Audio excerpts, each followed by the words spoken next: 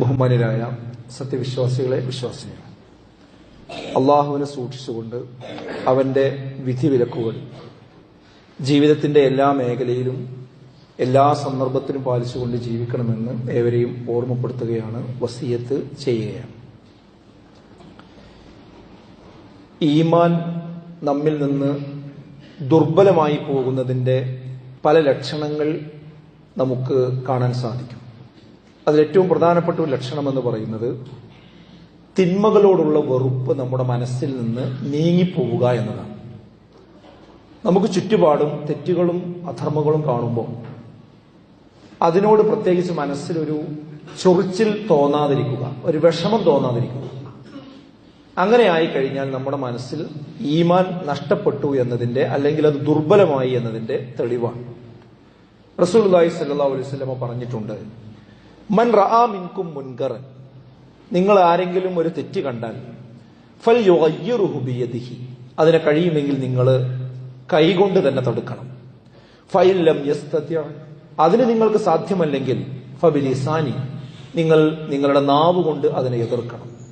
ഫഇൻ ലം യസ്തതി, ഇനി നാവ് കൊണ്ട് എതിർക്കാൻ കഴിയാത്തൊരവസ്ഥയാണെങ്കിൽ ഫബിഖൽബിഹി, നിങ്ങളുടെ ഹൃദയം കൊണ്ട് അതിനെ വെറുക്കുകയെങ്കിലും വേണം.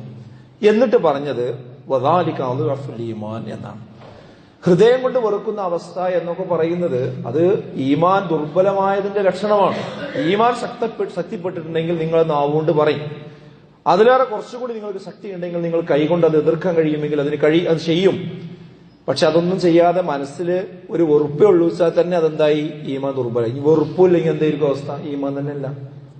അപ്പൊ തെറ്റുകളോട് വെറുപ്പ് നഷ്ടപ്പെടുക എന്നത് നമ്മുടെ ഈമാൻ ചോർന്നു പോകുന്നു എന്നതിന്റെ ഒരു വലിയ തെളിവാണ്. ഇന്ന് തിന്മകളോട് നിസ്സംഗമായ മനോഭാവം പുലർത്തുന്ന ഒരു സാഹചര്യം ഇന്ന് മുസ്ലിം സമുദായത്തിൽ വൻതോതിൽ വളർന്നു വരുന്നുണ്ട് എന്നത് നമ്മൾ തിരിച്ചറിയേണ്ടതുണ്ട്. നിങ്ങൾ ആലോചിച്ച് നോക്കി, എന്തൊരു തെറ്റ് സമൂഹത്തിൽ കണ്ടാലും അത് ചെയ്യുന്ന ആളുകൾ ഇന്നൊരു സമുദായത്തിൽ തന്നെ വളരെ വർദ്ധിത വീര്യത്തോടു കൂടി ഇത് ചെയ്യുകയും ന്യായീകരിക്കുകയും ചെയ്യുന്ന ആൾക്കാരെ നമുക്ക് കാണാൻ പറ്റും. എന്താ അതിന് കുഴപ്പമെന്ന് ചോദിച്ചിട്ട് അതൊക്കെ ചെയ്യുന്ന ആൾക്കാരുണ്ട്, അതിന് ന്യായീകരിക്കുകയും ചെയ്യും ഒരു വിഭാഗം. വേറൊരു വിഭാഗം നമ്മൾ കാണുന്നത് അതിനെ വിമർശിക്കുന്ന ആളുകളെ, അത് തെറ്റാണ് തിന്മയാണെന്ന് പറഞ്ഞ് വിമർശിക്കുന്ന, അത് വളരെ കുറച്ച് ആൾക്കാരെ ഉള്ളൂ. ഇപ്പോൾ വേറെ മൂന്നാമത്തെ കക്ഷി ആരാന്ന് ചോദിച്ചാൽ, നിങ്ങൾ എന്തിനാ അവരെ വിമർശിക്കുന്നത്? എന്തിനാ നിങ്ങളോട് പറയുന്നത്? എന്താ അയലോറിന്റെ കാര്യം? എന്താ ഉപദേശിച്ചിട്ട് കാര്യം? നിങ്ങൾക്കത് തെറ്റാൻ തോന്നുന്നുണ്ടെങ്കിൽ നിങ്ങളത് ചെയ്യണ്ട. അത് ശരിയാണ് തോന്നുന്ന ആൾക്കാർ ചെയ്തോട്ടെ, അവരെന്തിനാ നിങ്ങൾ വിമർശിക്കേണ്ട കാര്യം? പിന്നെ ഒന്നുകൂടി ചേരുവ ചേർത്ത് പറയുന്നത്, കാലപ്പം അങ്ങനെയൊക്കെയാണ്, നിങ്ങളെ പഴയ കാലമൊന്നുമല്ല, പണ്ടത്തെ കാലമൊന്നുമല്ല.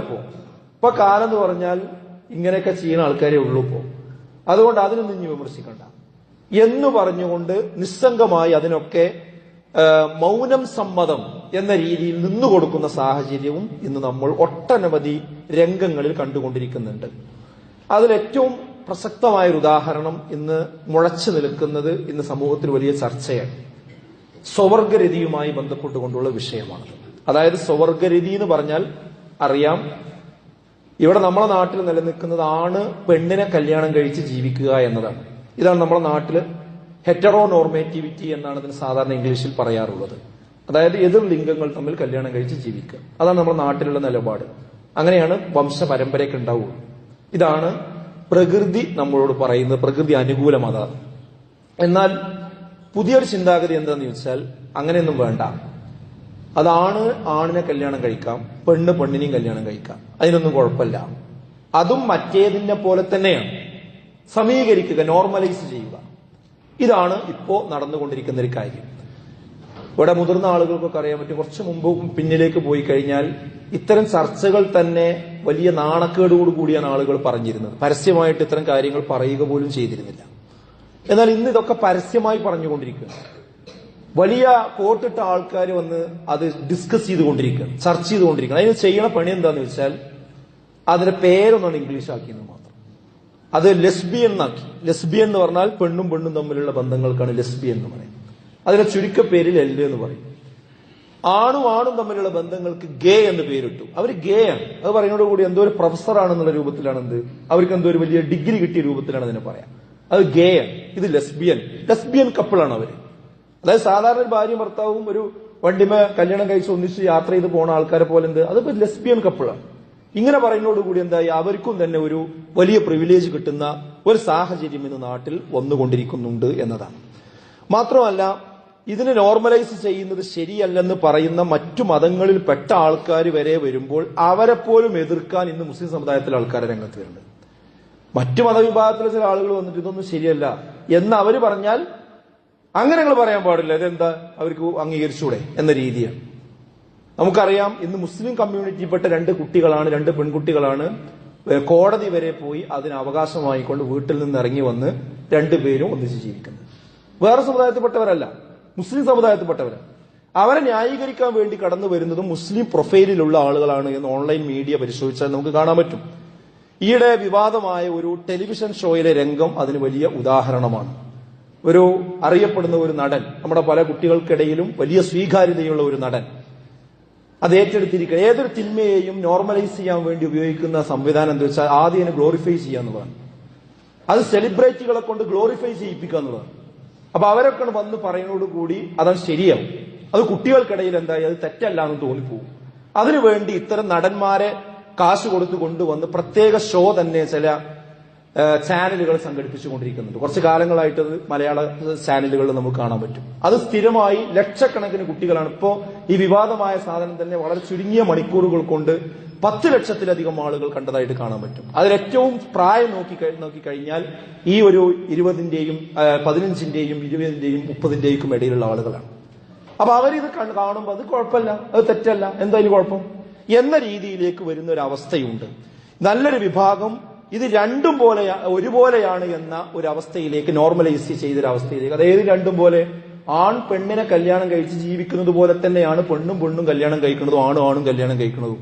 അതിനെന്തിനാ നമ്മൾ വിമർശിക്കേണ്ട കാര്യം? അവർക്ക് അങ്ങനെ തോന്നലാണെങ്കിൽ അവരങ്ങനെ ജീവിച്ചോട്ടെ, നമ്മൾ വിമർശിക്കാൻ പോണ്ട കാര്യമുണ്ടോ? നമ്മൾ ആരെയും അങ്ങനെ ചെയ്യുന്ന മറ്റു മതത്തിൽപ്പെട്ട ആരെയും വിമർശിക്കാൻ പോകുന്നില്ല. പക്ഷേ അതിനെ നോർമലൈസ് ചെയ്യുന്ന ഒരു വിഭാഗം മുസ്ലിം കമ്മ്യൂണിറ്റിയിൽ നിന്നുണ്ടാവുമ്പോൾ അത് തെറ്റാണെന്ന് പറയേണ്ട ബാധ്യത പണ്ഡിതന്മാർക്കുണ്ട്, അത് പഠിച്ച ആളുകൾക്കുണ്ട്. അത് പറയുന്നതിന്റെ പേരിൽ ഇവിടെ ആരും കുറിച്ചിലേറ്റാൻ പോകേണ്ട കാര്യമില്ല. അത് പറയാനുള്ള അവകാശം ഇവിടെ ഇന്ത്യൻ ഭരണഘടന നൽകുന്നുണ്ട്. തന്റെ മതപരമായ സമുദായത്തെ അവരുടെ മതത്തിന്റെ ഗ്രന്ഥങ്ങൾ ഉപയോഗിച്ചുകൊണ്ട് ഉദ്ധരിച്ചുകൊണ്ട് അത് തെറ്റാണ്, ഇത് ശരിയാണ് എന്ന് വേർതിരിച്ച് പഠിപ്പിച്ചു കൊടുക്കുവാനുള്ള പ്രിവിലേജ് നമ്മുടെ രാജ്യം നമുക്ക് വകവെച്ച് നൽകുന്നുണ്ട്. പക്ഷെ അത് പറയുമ്പോഴേക്കും അത് കുഴപ്പമാണ്, അത് അവരാക്ഷേപിക്കലാണ്. ആരും നമ്മൾ ആക്ഷേപിക്കുക, ചെയ്യുന്ന ആൾക്കാർ ഇവിടെ ചെയ്തോട്ടെ. പക്ഷെ ഇസ്ലാം മതത്തിൽ അതില്ല, അത് തെറ്റാണ്, അത് ഗൗരവമാണ് എന്ന് നമ്മൾ പറഞ്ഞുകൊണ്ടേയിരിക്കണം. കാരണം എന്താന്ന് ചോദിച്ചാൽ, എന്തിനാണ് ഈ നോർമലൈസ് ചെയ്യുന്നത് എന്ന് സമുദായം തിരിച്ചറിയേണ്ടതുണ്ട്. എത്ര ലാഘവത്വത്തോടു കൂടിയാ പറയുന്നതെന്ന് അറിയും. ഇപ്പൊ ഈ അടുത്ത് ഒരു മദ്രസ അധ്യാപകൻ എന്നോട് പറഞ്ഞത്, മദ്രസയിൽ 7ാം ക്ലാസ്സിൽ പഠിക്കുന്ന കുട്ടികളോട് ഇതിന്റെ ഒരു ചർച്ച വന്നപ്പോ പറഞ്ഞപ്പോ ആ കുട്ടികൾ പറയണത്, എന്തിനാ ഉസ്താദെ പൈനെ നമ്മൾ കുറ്റം പറയണത്, അവർക്ക് അങ്ങനെ തോന്നുന്നുണ്ടെങ്കിൽ ഓരങ്ങനെ ജീവിച്ചോട്ടെ. എവിടുന്നാണ് ആ കുട്ടികൾക്ക് ആ ചിന്ത കിട്ടുന്നത്? മദ്രസയിലെ ഒരു കുട്ടി ഉസ്താദിന്റെ മുഖത്ത് നോക്കി ഇത് പറയാൻ ആ കുട്ടികൾക്ക് വെറുതെ തോന്നുന്നതല്ല, ഇങ്ങനത്തെ ഷോകൾ കണ്ട് അതിന് അഡിക്റ്റ് ആവുകയാണ് കുട്ടികൾ, അത് നോർമലൈസ് ചെയ്യാണ്. അപ്പൊ അതാ രക്ഷിതാക്കൾ വിളിക്കണു, എന്റെ കുട്ടി ഇപ്പോ ഈ പെൺകുട്ടിനെ കല്യാണം കഴിക്കണു എന്ന് എന്റെ പെൺകുട്ടി പറയണത്, അതിനൊന്ന് പിന്തിരിപ്പിക്കാൻ എന്താ മാർഗം എന്ന് അന്വേഷിക്കുന്ന രക്ഷിതാക്കളുടെ എണ്ണം വർദ്ധിച്ചുകൊണ്ടിരിക്കുകയാണ്. ഇത് ചെറിയ വിഷയമല്ല, വളരെ ഗൗരവത്തിലേക്കാണ് നമ്മുടെ നാട് പോകുന്നത്. എന്തിനെയാണ് ഈ നോർമലൈസ് ചെയ്യുന്നത്? പ്രകൃതി വിരുദ്ധവും മതവിരുദ്ധവുമായ ഒന്നിനെയാണ് നമ്മൾ നോർമലൈസ് ചെയ്യുന്നത് എന്ന് നമ്മൾ മനസ്സിലാക്കേണ്ടതുണ്ട്. എന്താ പ്രകൃതി? ഇസ്ലാം മുന്നോട്ട് വെക്കുന്നത് ഏതാ? മനുഷ്യ പ്രകൃതി തേടുന്നത് ഏതാ?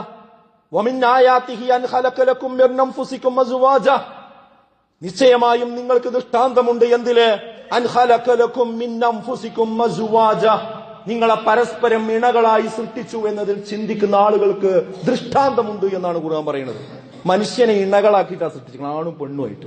അവരെ ബന്ധങ്ങളും ആണും പെണ്ണുമായിട്ട് തന്നെ വേണ്ടത്. അവർക്കേ സമാധാനം ഉണ്ടാകുള്ളൂ. ലിതസ്കുനു ഇലൈഹാ, സമാധാനത്തോടുകൂടി ഒന്നിച്ച് ജീവിക്കാൻ. അപ്പൊ ഇസ്ലാം പറയുന്നത് മനുഷ്യ പ്രകൃതി തേടുന്നത് ഇണകളായി ജീവിക്കണം, ആണും പെണ്ണും ഇണകളായി ജീവിക്കണം എന്നതാണ് വിവാഹത്തിലൂടെ. അതിനെതിരാണ് ഇപ്പൊ ഈ പറയാം. അതിനെയാണ് എന്ത് ചെയ്യണത്? അതിനെന്താ കുഴപ്പമെന്ന് ചോദിച്ചുകൊണ്ട് നടക്കുന്നത്. രണ്ടാമത്തെ കാര്യം, ലൂത്ത് അലൈഹിസ്സലാമയുടെ കാലത്ത് കടന്നു വന്ന ഒരു നീചവൃത്തിയെയാണ് ഇന്ന് സമുദായത്തിലെ ചില ആൾക്കാർ നോർമലൈസ് ചെയ്തുകൊണ്ടിരിക്കുന്നത്. കാരണം എന്താ? ലൂത്ത് അലൈഹി സ്വലാത്തു വസ്സലാമയുടെ ജനതയിലാണ് ആദ്യമായിട്ട് ഇത് വന്നത്. വലൂത്തൻ ഇത് ഖാല ലിഖൗമിഹി, ലൂത്ത് അലൈഹിസ്സലാം തന്റെ നാട്ടുകാരോട് പറഞ്ഞ സന്ദർഭം എന്താ പറഞ്ഞത്? ഇന്നകും ലതഅ്തൂനൽ ഫാഹിഷത മാ സബഖകും ബിഹാ മിൻ അഹദിൻ മിനൽ ആലമീൻ. നിങ്ങൾക്ക് മുമ്പ് ലോകത്തൊരു മനുഷ്യനും ഈ തെറ്റ് ചെയ്തിട്ടില്ല. ലൂത്ത് അലൈഹിസ്സലാത്തു വസ്സലാമയുടെ ജനതയ്ക്ക് മുമ്പ് ഈ സ്വവർഗാനുരാഗം എന്ന് പറയുന്ന തെറ്റ് ഒരാളും ചെയ്തിട്ടില്ല. ആ തെറ്റ് നിങ്ങൾ ചെയ്തു, അതുമായിട്ടാണ് നിങ്ങൾ വന്നിരിക്കുന്നത് എന്നാണ് ലൂത്ത് അലൈഹിസ്സലാത്തു വസ്സലാം പറഞ്ഞത്. അത് നീചവൃത്തിയാന്നാ പറഞ്ഞു. അത് നീചവൃത്തിയാണ്, മ്ലേച്ഛമാണ്. അതിനെയാണ് നമ്മളെ ആൾക്കാർ എന്ത് പറയുന്നത്? അതിനെന്താ കുഴപ്പം എന്ന് ചോദിച്ചുകൊണ്ട് ചെറുതാക്കാൻ നോക്കുന്നത്. പിന്നെയോ ലൂത്ത് അലൈഹിസ്സലാം തന്റെ ജനതയോട് അവിവേകമാണെന്ന് ഉറക്ക വിളിച്ചു പറഞ്ഞ ഒരു തിന്മയെയാണ് ഇന്ന് അതിനെന്താ കുഴപ്പം എന്ന് ചോദിച്ചുകൊണ്ട് നോർമലൈസ് ചെയ്യുന്നത്. വലൂത്തൻ ഇത് കാലലി കൗമിഹി, ലൂത്ത് അലൈഹിസ്സലാം തന്റെ സമൂഹത്തോട് പറഞ്ഞു, അതഅ്തൂനൽ ഫാഹിഷത വഅൻതും തുബ്സിറൂൻ, നിങ്ങള് ആ കൊണ്ടുവരുന്ന കാര്യം എത്ര മ്ലേച്ഛമാണ്, നിങ്ങൾ അറിയുന്നില്ലേ, കാണുന്നില്ലേ? അഇന്നകും ലതഅ്തൂനർ റിജാല ശഹ്വതൻ മിൻ ദൂനിൻ നിസാ, അഇന്നകും ലതഅ്തൂനർ റിജാല ശഹ്വതൻ മിൻ ദൂനിൻ നിസാ, സ്ത്രീകൾക്ക് പുറമെ നിങ്ങൾ പുരുഷന്മാരെ നിങ്ങളുടെ ലൈംഗിക ആവശ്യങ്ങൾക്ക് വേണ്ടി ഉപയോഗിക്കുന്ന ആ സംഗതി ഉണ്ടല്ലോ, അത് കൊണ്ടുവരുന്നത് ബൽ അൻതും ഖൗമും തജ്ഹലൂൻ, അത് അവിവേകികളായ ആളുകൾ ചെയ്യുന്ന ഒരു പ്രവൃത്തിയാണ് എന്നാണ് ലൂത്ത് അലൈഹിസ്സലാത്തു വസ്സലാം പറഞ്ഞത്. അതിനെയാണ് എന്ത് പറയുന്നത്? അതൊന്നും ഒരു പ്രശ്നമല്ല, അതിനെ നമ്മൾ പിന്നെ കുഴപ്പമാക്കി പറയേണ്ടതില്ല എന്ന് പറയുന്നത്. പിന്നെയോ അതിക്രമകാരികളാണെന്ന് ഇതിനെക്കുറിച്ച് ലൂത്ത് അലൈഹിസ്സലാത്തു വസ്സലാം അവരോട് പറയുന്നുണ്ട്. ഖുർആൻ പറയുന്നുണ്ട്, അവർ അതിക്രമകാരികളാണ് ഈ ജനങ്ങൾ. അതിനെയാണ് പലരും നോർമലൈസ് ചെയ്തുകൊണ്ടിരിക്കുന്നത്. അതിരുവിട്ട ജനതയാണിത് എന്ന് പറഞ്ഞിട്ടുണ്ട്. ബല്ലൻതും ഖൗമും മുസ്രിഫൂൻ, അവർ അതിരുവിട്ട ജനതയാണ്. അതിനെയാണെന്ന് പല ആളുകളും നോർമലൈസ് ചെയ്തുകൊണ്ടിരിക്കുന്നത്. മാത്രമല്ല അള്ളാഹു മലക്കുകളെ ഇറക്കി ഒരു ജനതയെ നശിപ്പിക്കാൻ കാരണമായ ഒരു തിന്മ കൂടിയാണ് ഈ സ്വർഗ്ഗാനുരാഗം എന്ന് പറയുന്നത്. അതിനെയാണ് ഇന്ന് ആളുകൾ എന്താ അതിന് കുഴപ്പം ചോദിക്കുന്നത്. ഒരു കൗമിനെ മൊത്തം നശിപ്പിക്കാൻ കാരണമായത് ഈ തെറ്റ് വന്നതുകൊണ്ടാണ്. ഈ തിന്മക്കെതിരിൽ ലൂത്ത് അലൈഹിസ്സലാത്തു വസ്സലാം സമൂഹത്തിൽ ഒറ്റപ്പെടാനുണ്ടായത്. അതായത് ബാക്കിയുള്ള ആൾക്കാർ മുഴുവൻ അദ്ദേഹത്തിന്റെ കൗമിൽപ്പെട്ടവരൊക്കെ ഈ ചിന്താഗതിക്കാരായി. ലൂത്ത് നബി അലൈഹിസ്സലാത്തു വസ്സലാം ഇതിനെതിരിൽ ഒറ്റപ്പെടുന്ന ഒരു അവസ്ഥയുണ്ടായി. അങ്ങനെ അവസാനം എന്തായി? ആ ലൂത്ത് അലൈഹിസ്സലാത്തു വസ്സലാമയിലേക്ക് മലക്കുകളെ പടച്ചോൻ അയച്ചു. മലക്കുകൾ വന്നത് മനുഷ്യരൂപത്തിലാണ്. അതുകൊണ്ട് ലൂത്ത് നബിക്ക് ഇത് മലക്കാന്ന് മനസ്സിലായിട്ടില്ല. അവരെ വീട്ടിൽ അതിഥികളായിട്ട് വന്നതാണ്. ആ വന്ന സമയത്ത് സുന്ദരന്മാരായ ആ രൂപമാണ് അവർക്ക് ഉണ്ടായിരുന്നത്. മലക്ക് മനുഷ്യരൂപം പ്രാപിച്ചത് കൊണ്ട് തന്നെ അതീവ സുന്ദരന്മാരായി.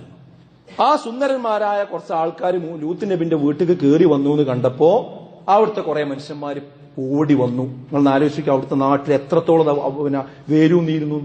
എന്തിന്? ഈ പുരുഷന്മാരെ, ഈ വന്ന അതിഥികൾ അവർക്ക് എന്ത് ചെയ്യണം? ഈ സ്വവർഗാനുരാഗത്തിന് കിട്ടണം. അതിന് ലൂത്ത് നബി വിട്ടുകൊടുക്കണം. അതിനുവേണ്ടി ലൂത്ത് നബിന്റെ വീട്ടിൽ ഇവർ കയറി വന്നു. അപ്പൊ ആ നാട്ടിൽ എത്രത്തോളം ഇത് നോർമലൈസ് ചെയ്തുകൊണ്ട് നിങ്ങൾ ആലോചിച്ച് നോക്കി. ഖുർആൻ പറയുന്ന നോക്കി നിങ്ങൾ, വജാഅഹു ഖൗമുഹു യുഹ്റഊന ഇലൈഹി വമിൻ ഖബ്ലു കാനൂ യഅമലൂന അസ്സയ്യിആത്ത്. ലൂത്തിന്റെ ജനങ്ങൾ അദ്ദേഹത്തിന്റെ അടുത്തേക്ക് ഓടി വന്നു. നോക്കി നിങ്ങൾ, ഓടി വന്നു. മുമ്പ് തന്നെ അവർ ദുർനടപ്പുകാരായിരുന്നു. ആ ദുർനടപ്പിൽ നടന്നിരുന്ന ആൾക്കാര് ഈ അതിഥികൾ വന്നപ്പോ ഓടി വന്നു. ഖാലാ യാ ഖൗം ഹാഉലാഇ ബനാതി ഹുന്ന അത്ഹറു ലക്കും. അപ്പൊ ലൂത്ത് നബി വല്ലാതെ വിഷമിച്ചിട്ട് പറയാണ്, യാ ഖൗം, എന്റെ ജനതയെ, ഹാഉലാഇ ബനാതി ഹുന്ന അത്ഹറു ലക്കും, നിങ്ങൾ എന്റെ വീട്ടിൽ വന്ന ഈ അതിഥികളെ നിങ്ങൾ ഒരിക്കലും അപമാനിക്കരുത്. ഫത്തഖുല്ലാഹ വലാ തുഖ്സൂനി ഫീ ളൈഫി, ഇവരെന്റെ അതിഥികളാണ്, അവരെ നിങ്ങൾ അപമാനിക്കരുത്. നിങ്ങൾക്ക് വേണമെങ്കിൽ എന്റെ പെൺകുട്ടികളെ ഞാൻ കല്യാണം കഴിച്ചു തരാം, നിങ്ങൾക്ക് ഞാൻ എന്റെ പെൺമക്കളെ കല്യാണം കഴിച്ചു തരാം. അവർ നിങ്ങൾക്ക് പരിശുദ്ധകളാണ്. അഥവാ ആ പെൺകുട്ടികളെ നിങ്ങൾക്ക് എന്ത് ചെയ്യുക? കല്യാണം കഴിക്കുക. ഒരിക്കലും ആണുങ്ങളെടുത്ത് നിങ്ങൾ വരരുത്. ഇവർ എന്റെ അതിഥികളാണ്, അവരെ അപമാനിക്കരുത് എന്ന് കേണുകൊണ്ട് ലൂത്ത് നബി അവരോട് പറയാണ്. നിങ്ങൾ ചോദിക്കണ, അലൈസ മിൻകും റജുലുൻ റശീദ്, നിങ്ങളെ കൂട്ടത്തിൽ ഒരാൾ പോലും വിവേകമുള്ളവനില്ലേ എന്നാ ചോദിക്കണേ. കൂട്ടത്തിൽ വന്ന മനുഷ്യന്മാരിൽ ഞാൻ ഈ പറയുന്നത് മനസ്സിലാകണേ, ഒരാൾ പോലും നിങ്ങളെ കൂട്ടത്തിലില്ലേ?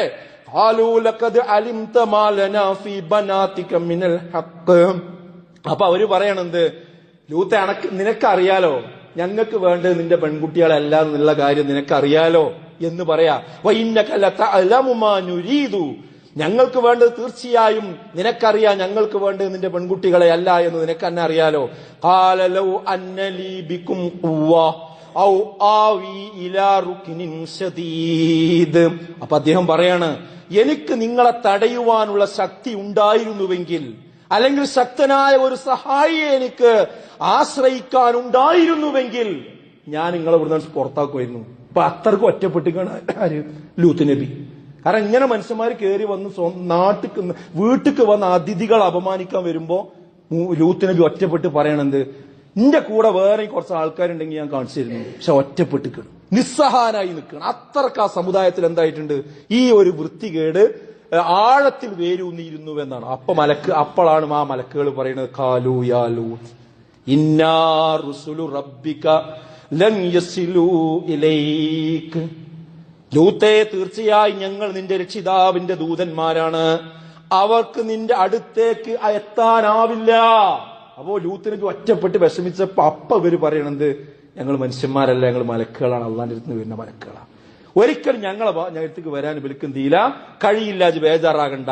എന്നിട്ട് മലക്കുകൾ തുടർന്നു പറഞ്ഞു, ഇന്നാ മുൻസിലൂന അലാ അഹ്ലി ഹാദിഹിൽ ഖറിയത്തി റിജ്സം മിനസ് സമാ ബിമാ കാനൂ യഫ്സുഖൂൻ.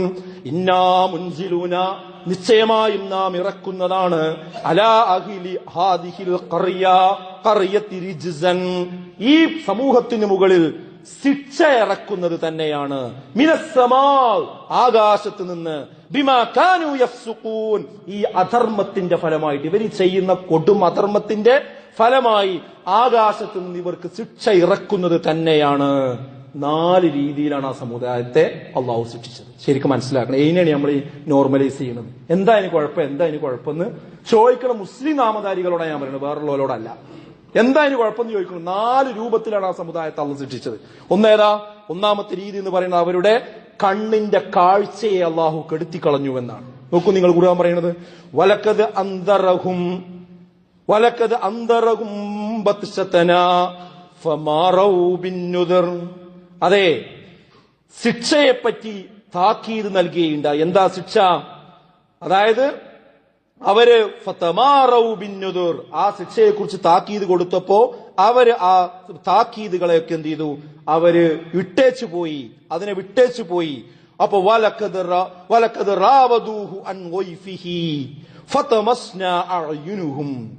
മാത്രവുമല്ല, ആ റാവദൂഹു അൻ വൈഫിഹി, തന്റെ ആ അതിഥികളെ വിട്ടുകൊടുക്കാൻ അവർ നിർബന്ധിക്കുന്ന അവസ്ഥയും ഉണ്ടായി. ഈ ശിക്ഷിക്കുന്നൊക്കെ പറഞ്ഞപ്പോഴും അവർ നിർബന്ധിക്കുന്ന അവസ്ഥ ഉണ്ടായി. അപ്പൊ എന്ത് ചെയ്തു? ഫതമസ്നാ അഅ്യുനഹും, അവരുടെ കണ്ണുകളെ അള്ളാഹു എന്ത് ചെയ്തു? തുടച്ചു നീക്കി. അവരെ കണ്ണുകളെ തുടച്ചു നീക്കി. ഫദൂഖു അദാബി വനുദർ. മാത്രവുമല്ല, അവരോട് അനുഭവിക്കാൻ പറഞ്ഞു. അള്ളാഹുവിന്റെ താക്കീതും ശിക്ഷയും അവരോട് അനുഭവിക്കാൻ വേണ്ടി പറയുകയും ചെയ്തു. അപ്പൊ അവരെ കണ്ണുകൾ അള്ളാഹു എന്ത് ചെയ്തു? നീക്കിക്കളഞ്ഞു. രണ്ടാമത് ചെയ്തത് എന്താ അറിയോ? ചരൽക്കാറ്റുകൾ അയച്ചു എന്നാണ്. കദ്ദബത്ത് ഖൗമു ലൂത്തിൻ ബിന്നുദർ.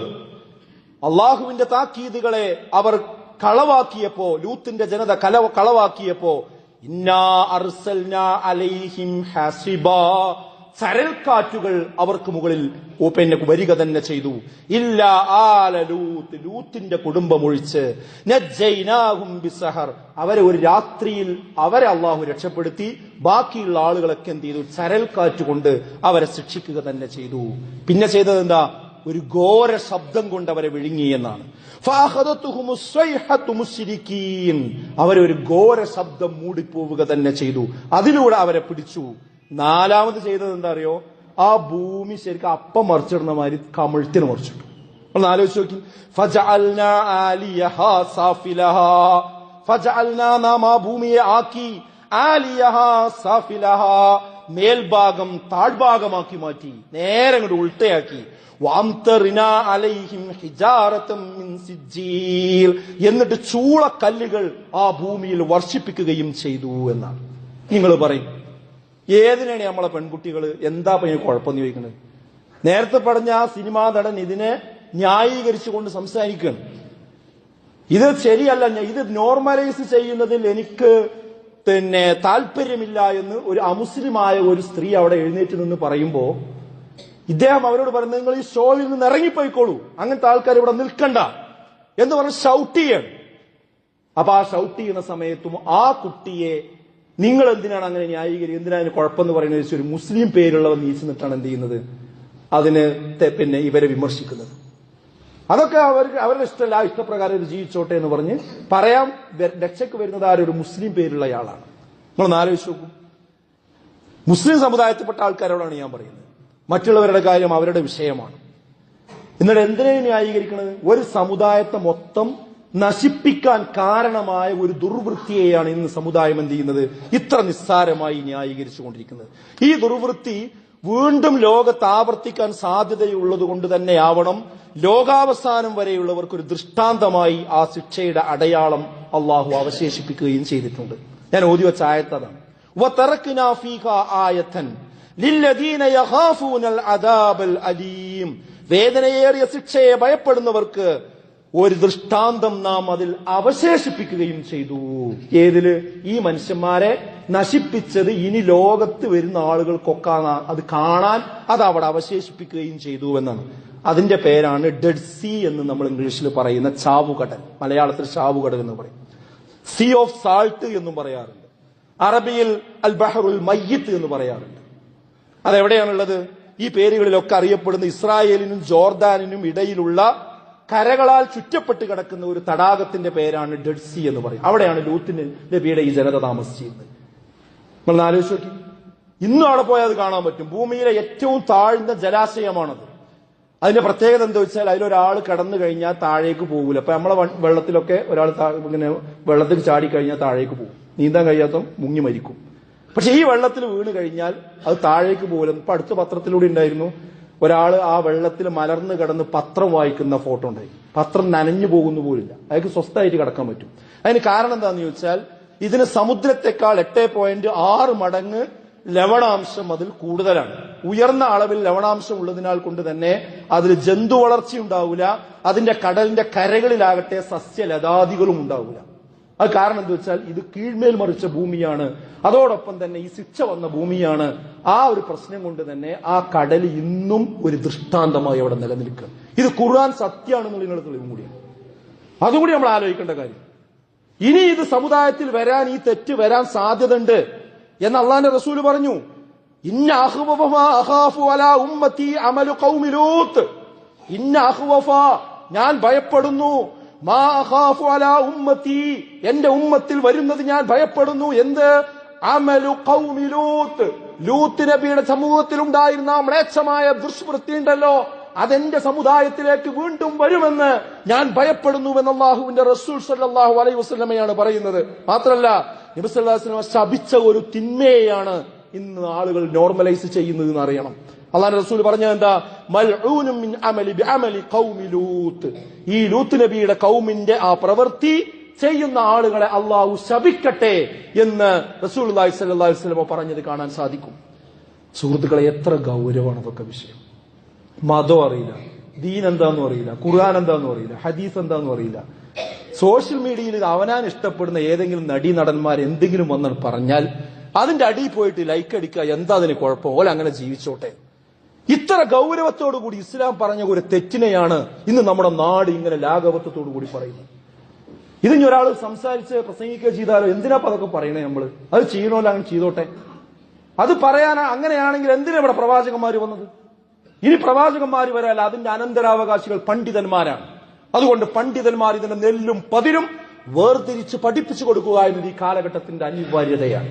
അതുകൊണ്ട് സുഹൃത്തുക്കളെ, നമ്മളെ വീട്ടിലെ മക്കൾക്ക് ഇതിന്റെ ഗൗരവം നമ്മൾ പറഞ്ഞു കൊടുക്കണം. അല്ലെങ്കിൽ മക്കൾ കല്യാണ സമയമാവുമ്പോ പെൺകുട്ടിനെയും കല്യാണം കഴിച്ചതിന്റെ ഇണയാണെന്ന് പറഞ്ഞു വരുന്ന കാലം അതിവിദൂരല്ല. അള്ളാഹു നമ്മെ എല്ലാവരെയും കാത്തിരക്ഷിക്കുമാറാകട്ടെ. അൽഹംദുലില്ലാഹ് വസ്സലാത്തു വസ്സലാമു അലാ റസൂലില്ലാഹ് വഅലാ ആലിഹി വസ്വഹ്ബിഹി അജ്മഈൻ. അമ്മാ ബഅദ്. ബഹുമാനരായ സത്യവിശ്വാസികളെ, വിശ്വാസികളെ, അള്ളാഹുവിനെ സൂക്ഷിച്ച് ജീവിക്കണമെന്ന് ഒരിക്കൽ കൂടി ഓർമ്മപ്പെടുത്തുകയാണ്, വസിയത്ത് ചെയ്യുകയാണ്. ഇസ്ലാം സ്വവർഗരീതിയെ മാത്രമല്ല, പരസ്പരം നഗ്നത കാണുന്നത് പോലും, അതേപോലെ തന്നെ ഒരു വിരിപ്പിനുള്ളിൽ കിടക്കുന്നത് പോലും വിലക്കിയ മതമാണ് ഇസ്ലാം. അവർ പരസ്പരം ലൈംഗിക വീഴ്ചയിൽ ഏർപ്പെടുന്നു വേണ്ട. പരസ്പരം ഔറത്തുകൾ പോലും ആണും തമ്മിലും പെണ്ണും തമ്മിലും കാണാൻ പാടില്ല എന്ന് പഠിപ്പിച്ച മതമാണ് ഇസ്ലാം. ആ ഇസ്ലാമിന്റെ ആൾക്കാരാണ് പറയുന്നത് എന്താ കുഴപ്പം. അല്ലെ ഗൗരവം ആലോചിക്കണം. അള്ളാഹുവിന്റെ റസൂൽ പറഞ്ഞത് എന്താ? ലാ യൻദുറു റജുലു, ഒരു പുരുഷൻ നോക്കാൻ പാടില്ല, ഇലാ ഉരിയത്തി റജുൽ, മറ്റൊരു പുരുഷന്റെ നഗ്നതയിലേക്ക് നോക്കാൻ പാടില്ല. വലൽ മർഅതു, ഒരു സ്ത്രീ നോക്കാൻ പാടില്ല, ഇലാ ഉരിയത്തിൽ മർഅ, മറ്റൊരു സ്ത്രീയുടെ നഗ്നതയിലേക്ക് നോക്കാൻ പാടില്ല. വലാ യുഫ്തി അർറജുലു, ഒരു പുരുഷൻ ഒരിക്കലും തന്നെ കിടന്നുറങ്ങാൻ പാടില്ല, ഇലർ റജുലു ഫീ സൗബിൻ വാഹിദിൻ, ഒരു പുതപ്പിനുള്ളിൽ രണ്ട് പുരുഷന്മാർ ഒന്നിച്ച് കിടന്നുറങ്ങാൻ പാടില്ല. വലാ തുഫ്തി അൽ മർഅതു, ഒരു സ്ത്രീ കിടന്നുറങ്ങാൻ പാടില്ല, ഇലാ മർഅതി ഫീ സൗബിൻ, ഒരേ പുതപ്പിനുള്ളിൽ രണ്ട് സ്ത്രീകൾ കിടന്നുറങ്ങാൻ പാടില്ല. ഇത്രക്ക് ഗൗരവം പഠിപ്പിച്ച ഒരു മതത്തിന്റെ വക്താക്കളാണ് എന്ത് ചെയ്യുന്നത്? ഒരു വിരിപ്പിൽ കിടന്നുറങ്ങാന്ന് മാത്രമല്ല, അവർക്ക് ലൈംഗികമായ ഒരാഗ്രഹങ്ങൾ സഫലീകരിക്കാൻ ആണും തമ്മിലും പെണ്ണും തമ്മിലും ആകാം എന്നുള്ള ന്യായീകരണം എന്ന് പറഞ്ഞുകൊണ്ടിരിക്കുന്നത്. അപ്പൊ അതൊക്കെ പറയുമ്പോൾ ചില ആൾക്കാരെ മനസ്സിലുണ്ടാവും, എന്നാലും മൗലവി നിങ്ങൾ ഇങ്ങനെ വിമർശിക്കൊന്നും വേണ്ട, അതൊക്കെ അവരൊരു തോന്നലല്ലേ, അവർക്ക് എന്തെങ്കിലും പ്രയാസം ഉണ്ടാവും, അവരങ്ങനെയാവും പഠിച്ചും പിന്നെ സൃഷ്ടിച്ചിട്ടുണ്ടാകുക. അവർക്ക് ഇപ്പൊ കുറച്ചു കാലം മുമ്പ് വരെ പറഞ്ഞിരുന്നു എന്തറിയോ, ഈ വിഷയം വന്നപ്പോ അങ്ങനെ ഒരു പ്രത്യേക ജീനുണ്ട്, ആ ജീൻ ഉള്ളത് കൊണ്ടാണ്, അവരുടെ ശരീരത്തിലുള്ളത് കൊണ്ടാണ് അവർക്ക് അങ്ങനെ തോന്നാൻ കാരണം. അതിനെപ്പറ്റി ശാസ്ത്രജ്ഞന്മാർ പഠിച്ചിട്ട് ഇപ്പൊ പറഞ്ഞാൽ എന്താ, അങ്ങനെ ഒരു ജീൻ ഇല്ലാന്ന്, അങ്ങനെ ഒരു ജീനൊന്നുമില്ല.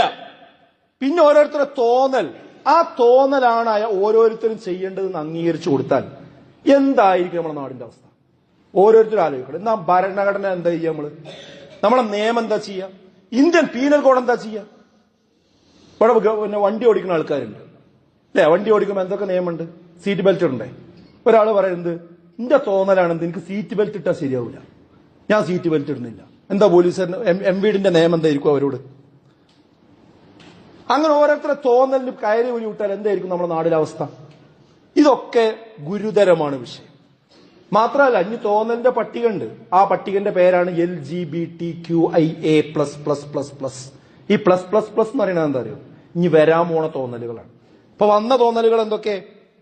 പല നമുക്ക് കാണാൻ പറ്റും. ഒന്നിപ്പോ ഈ എല്ല് പറഞ്ഞ ലെസ്ബിയൻ, പെണ്ണും തമ്മിൽ. ജി എന്ന് പറഞ്ഞ ഗേ, ആണും തമ്മിൽ.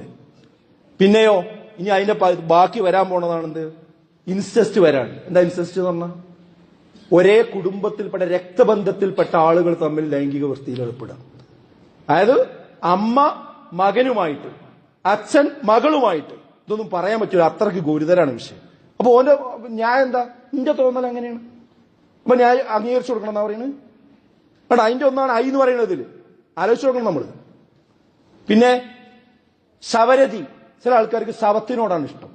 ശവം കണ്ട അവന് ലൈംഗികമായ തൃഷ്ണ ഉണരും. ഡോൻ പറയണത് നിന്റെ തോന്നൽ അങ്ങനെയാണ്, അംഗീകരിച്ചു കൊടുക്കണോ? പീഡോഫോലിയ എന്താണ്? നമുക്ക് കാണാൻ പറ്റും ഫീഡോഫീലിയ. അതായത് കുട്ടികളെ കണ്ട ചില ആളുകൾക്ക് കുട്ടികളോടാണ് ലൈംഗികാഭിനിവേശം, ചെറിയ കുട്ടികളോട്. ഇവിടെ അനുവദിച്ചു കൊടുക്കണോ? അവന്റെ ന്യായം എന്താ? എന്റെ തോന്നലാണ്, എനിക്ക് അങ്ങനെയാണ്, എന്റെ കുട്ടികളെ കണ്ടാലേ എനിക്ക് തോന്നുള്ളൂ, അംഗീകരിച്ചു കൊടുക്കണോ? ഇതൊന്നും നിസ്സാര വാതിലല്ല ഈ തുറന്നു വെക്കുന്നത്, വളരെ ഗുരുതരമായ പോക്കാണ് ഈ പോണത്. ചില ആൾക്കാർക്ക് മൃഗങ്ങളോടാണ് താല്പര്യം, അവന്റെ ന്യായം എന്താ? എന്റെ തോന്നൽ എങ്ങനെയാണ്? ഈ തോന്നലിനനുസരിച്ച് മനുഷ്യന്മാരെ കയറൂര്. തോന്നിയത് ചെയ്യുന്നവനെ വിളിക്കുന്ന പേരാണ് തോന്നിയാസി. തോന്നിയാസിയായി ജീവിക്കേണ്ടവനല്ല മനുഷ്യൻ. മനുഷ്യന് വിശേഷ ബുദ്ധിയുണ്ട്. ഒരു പശു ഈ റോട്ടിലൂടെ കടന്നു പോകുമ്പോൾ അതിന് മൂത്രം ഒഴിക്കണം തോന്നിയാൽ അത് അവിടെ മൂത്രം ഒഴിക്കും, അതിനറിയില്ല അതിൽ ടോയ്ലറ്റിൽ പോകണം. പക്ഷെ ഒരു മനുഷ്യന് തോന്നിക്കഴിഞ്ഞാൽ അവനറിയാം അവിടെ നിന്ന് ഒഴിക്കാൻ പാടില്ല, ടോയ്ലറ്റിൽ പോകണം. അതാ മനുഷ്യൻ. ഇന്ന് മനുഷ്യൻ മൃഗത്തെക്കാളും മോശമാകുന്നു. ബൽഹും അതൽ, മൃഗത്തെക്കാളും മോശമാകുന്നു. എന്നിട്ട് അതിന് ഓരോ സിദ്ധാന്തം ഉണ്ടാക്കുക, ഓരോ ഇംഗ്ലീഷ് പേരുണ്ടാക്കുക, എന്നിട്ട് സെലിബ്രിറ്റികളെ കൊണ്ടുവന്ന് കണ്ട് അതിൽ ആഘോഷിക്കുക. എന്നിട്ട് എന്നിട്ട് അത് പാഠപുസ്തകത്തിലേക്ക് കൊണ്ടുവരിക, അത് ഇവിടെ ചർച്ച ചെയ്യപ്പെടുക, അത് കുട്ടികളെ കൊണ്ട് പഠിപ്പിക്കുക. ഇതൊക്കെ ചോദ്യം ചെയ്ത വലിയ കുറ്റാകുക. ഇതെന്താ വെള്ളരിക്കാപട്ടണം? ഞാനിത് ഗൗരവപൂർവ്വം പറയുന്നത് മുസ്ലിം കമ്മ്യൂണിറ്റിയോടാണ്. നമ്മളിത് ഗൗരവപൂർവ്വം, നമ്മളെ മക്കളെ നമ്മൾ ഗൗരവത്തോടെ കണ്ടിട്ടില്ലെങ്കിൽ ഇന്നല്ലെങ്കിൽ നാളെ നമ്മൾ വിരല് കടിക്കേണ്ടി വരും. പടച്ച തമ്പുരാൻ എല്ലാ മുസീബത്തിൽ നിന്നും നമ്മയും നമ്മുടെ കുടുംബത്തെയും കാത്ത്